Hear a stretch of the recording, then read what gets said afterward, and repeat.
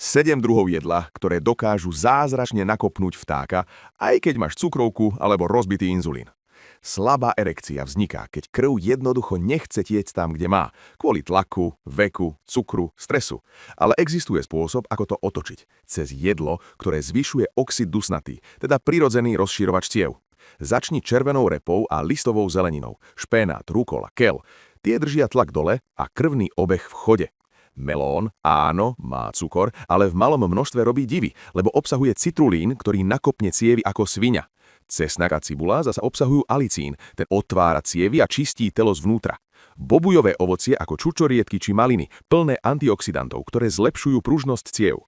Potom orechy, avokádo, ryby, zdravé tuky, ktoré zvyšujú testosterón a robia z teba zase chlapa, nie karikatúru.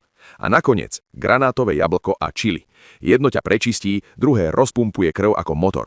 Sleduj ma, ak chceš vedieť, ako dať telu späť poriadny ťah na bránu.